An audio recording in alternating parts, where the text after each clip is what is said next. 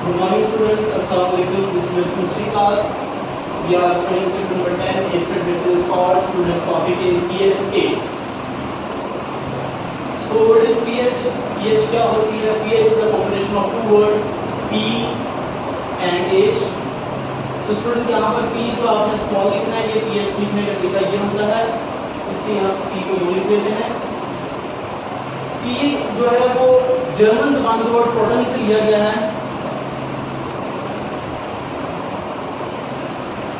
Protons जिसका मतलब होता है पावर, और H है यहाँ पर हाइड्रोजन के लिए.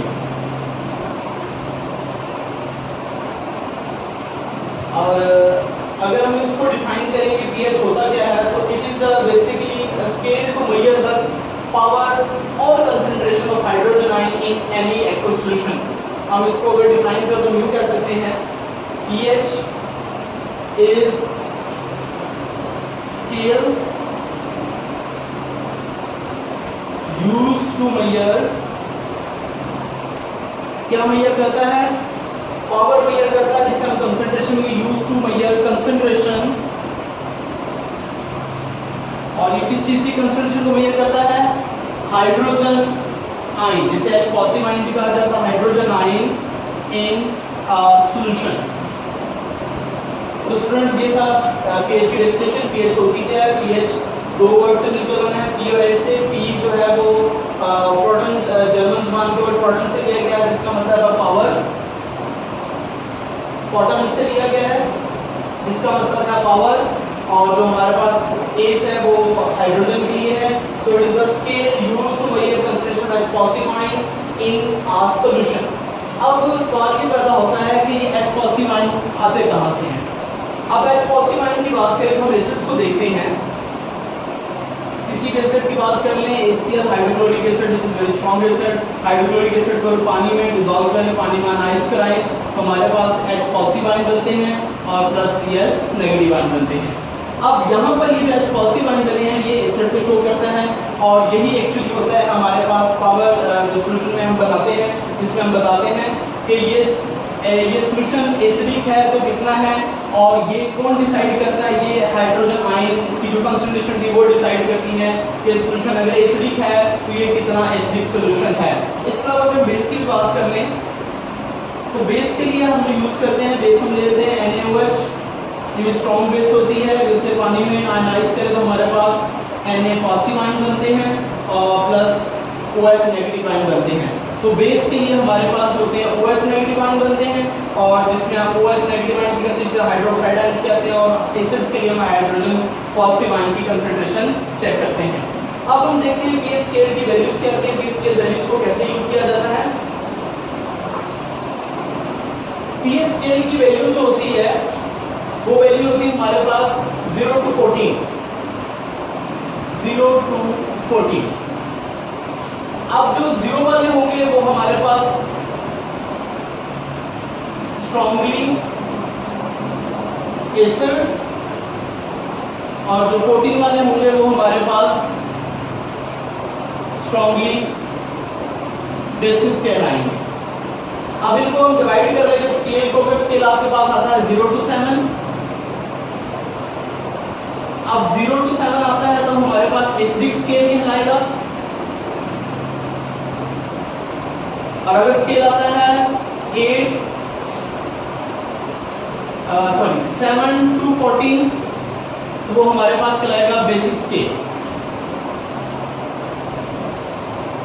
और अगर 7 आता है तो हमारे पास न्यूट्रल वैल्यू कहलाएगी, जो जिसमें हम कह सकते हैं कि H पॉजिटिव आयन और H नेगेटिव आयन की कंसंट्रेशन इक्वल होती है. अब हम थोड़ा इसको भी डिफाइन कर लेते हैं. अगर आप 0 के इक्वल हैं तो हमारे पास स्ट्रॉन्गली एसिड होगा. क्या होगा? स्ट्रॉन्गली एसिड होगा. और अगर 7 पर है तो वो हमारे पास वीक एसिड कहलाएगा. इस तरह बेस में जो 7 के करीब होता है वो हमारे पास वीक बेस कहलाती है, और जो 14 के करीब होते हैं वो हमारे पास स्ट्रॉन्ग बेस कहलाती हैं. क्या कहलाती हैं? स्ट्रॉन्ग बेस कहलाती है. तो स्टूडेंट ये एक्चुअली होता ये है कि H यहाँ पर अगर हम बात करें तो जैसे जैसे हाइड्रोजन आयन की कंसंट्रेशन बढ़ती जाती है वैसे वैसे पीएच कम होती जाती है. It is a negative logarithm. ये नेगेटिव लॉगरिथम होता है, जैसे जैसे H आयन की कंसंट्रेशन बढ़ती जाएगी तो वैसे वैसे pH की वैल्यू कम होती जाएगी।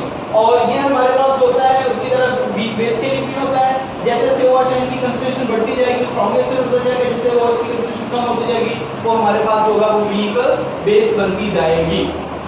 यहाँ पर हम कुछ एग्जांपल्स इलैबोरेट कर लेते हैं, कुछ वैल्यूज बताते हैं कि कौन सी pH वैल्यू किसकी कितनी होती है। सबसे पहले हम बात करते हैं HCl की। HCl हमारे स्टमक में पाया जाता है, इसकी जो pH होती है वो pH होती है 2.1। हमारा जो मैदा होता है जिसे हम स्टमक कहते हैं, स्टमक जो होता है वो एक जूस सीड करता है जिसे डाइजेस्टिव जूस कहते हैं। वो डाइजेस्टिव जूस जो होता है वो खराब को डाइजेस्ट करने के लिए बहुत जरूरी होता है जूस को HCl हाइड्रोक्लोरिक जूस भी कहते हैं। उसकी जो pH होती है 2.1 होती है। समटाइम ऐसा होता है कि हम ओवर ईटिंग कर लेते हैं, कुछ ज़्यादा खा लेते हैं, उस ओवर ईटिंग की वजह से इस pH की जो कंसंट्रेशन होती है 2.1 से कम हो जाती है। सो शुरू में कहते हैं कि हमें एसिडिटी हो गई है। एसिडिटी, अब एसिडिटी क्या है? एसिड की कंसंट्रेशन का स्टमक में बढ़ना है। इस एसिडिटी को खत्म करने के लिए न्यूट्रलाइजेशन रिएक्शन करवाना पड़ता है और न्यूट्रलाइजेशन रिएक्शन के लिए हम माइल्ड बेस यूज करते हैं। क्या यूज करते हैं? माइल्ड बेस कोई भी। सपोज कि हम इनो की बात कर लेते हैं, इनो एक माइल्ड बेस है, इनो सिर्फ कंपनी का नाम माइल्ड बेस है और ये माइल्ड बेस क्या करती है? ये एज अ एंटासिड काम करती है और ये एंटासिड जो होती है एसिडिटी के असर को खत्म कर देती है। इसके साथ हम देख लेते हैं NaOH की भी एग्जांपल बेस के लिए भी। अब ये बेस है, स्ट्रॉन्ग बेस है जिसकी pH हमारे पास होती है 14। अब ये स्ट्रॉन्ग बेस है, हमारे पास इसकी pH होती है 14। इस तरह ह्यूमन ब्लड की बात कर लेते हैं। ह्यूमन ब्लड की जो pH होती है वो pH होती है हमारे पास 7.4। अब क्योंकि ये 7 से थोड़ी सी ज्यादा है तो न्यूट्रल नहीं है, टुवर्ड बेसिक आ रही है, तो हम इसे बोलेंगे ये वीक बेसिक होता है। वीक बेसिक फैक्टर इसमें पाया जाता है, न्यूट्रल नहीं है, टुवर्ड एसिडिक होता है, स्लाइटली टुवर्ड एसिडिक होता है। सो स्टूडेंट ये ना हमारे पास pH स्केल, उसके बाद हमने pH स्केल की वैल्यूज देखी और स्केल देखा। अब हम देखते हैं कि इसका डेली लाइफ में यूज क्या है। डेली लाइफ में इसका कोई यूज है कि सिर्फ हम इसको ऐसे ही स्टडी कर रहे हैं? अगर हम एवरीडे लाइफ में इसका यूज देखें, एवरीडे लाइफ में इसके अगर यूज की बात करें तो जिस तरह पहले मैंने आपको HCl के बारे में बताया है,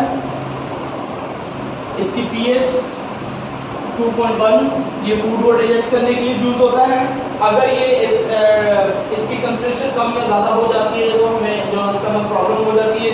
उसके बाद हमारे जो बॉडी वर्क है, अगर बॉडी की काम करने की सलाहियत देखें जहाँ पर हमारी बॉडी में मैक्सिमम आउटपुट देती है, उसकी pH होती है 7.0 to 7.8। अगर इस pH से ये वैल्यू कम या ज़्यादा होती है तो हमारी बॉडी जो होती है एफिशिएंट तौर पर काम नहीं कर पाती।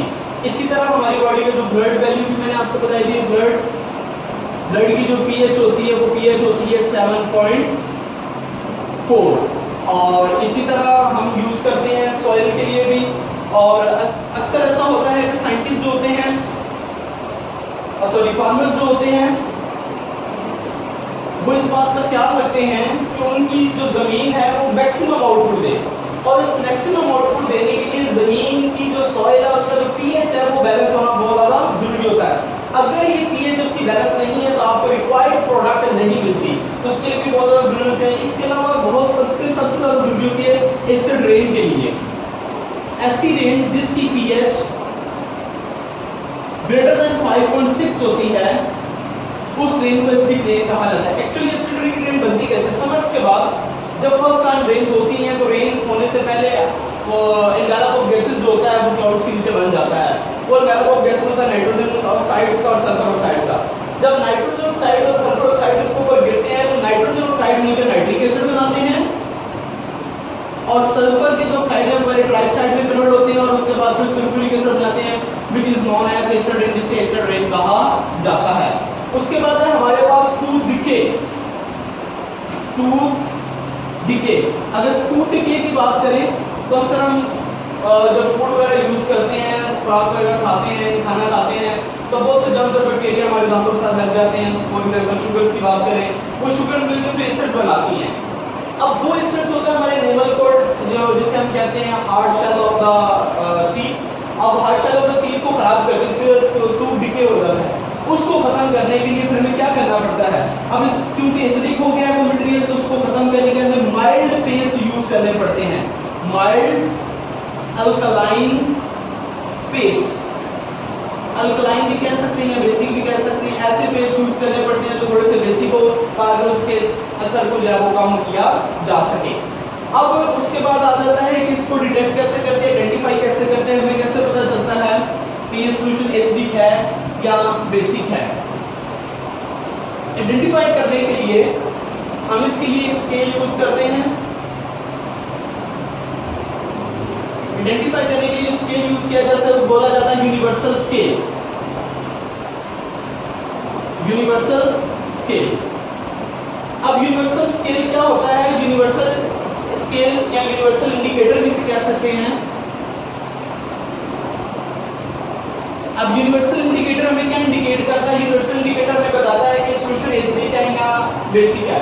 सिंपल है, आपके पास ये जो इंडिकेटर होता है, ये पेपर होता है, आप पेपर को किसी भी सॉल्यूशन में डिप करें, अगर तो कलर टुवर्ड रेड हो रहा है, अगर तो कलर टुवर्ड रेड की तरफ है, या आपको लग रहा है कि वो रेड की तरफ जा रहा है या रेड कलर है, तो हम कह सकेंगे ये सॉल्यूशन एसिडिक है। हमने चैप्टर के शुरू में स्टार्ट में पढ़ा था, acid gives turns the blue litmus paper into red, जो एसिड होते हैं वो ब्लू लिटमस पेपर को रेड कर देते हैं, और ये अगर रेड की तरफ उसका कलर जा रहा है तो हम कह सकते हैं ये सॉल्यूशन एसिडिक है। लेकिन अगर उसका कलर ब्लू की तरफ जा रहा है तो हम कह देते हैं ये सॉल्यूशन जो क्या है हमारे पास बेसिक है। सो स्टूडेंट्स, ये था आज का टॉपिक, जिसमें हमने सीखा कि पीएच स्केल क्या होता है, पीएच स्केल का हम यूज कैसे करते हैं, डेली लाइफ में क्या यूज है, और पीएच स्केल को इस्तेमाल करने का तरीका क्या होता है, उसमें कितनी वैल्यूज होती हैं, कौन सी वैल्यूज को क्या कहा जाता है, और आखिर में हमने सीखा कि यूनिवर्सल इंडिकेटर क्या है, जैसे कि हम चेक करते हैं कि सॉल्यूशन एसिडिक है या बेसिक है। Thank you so much.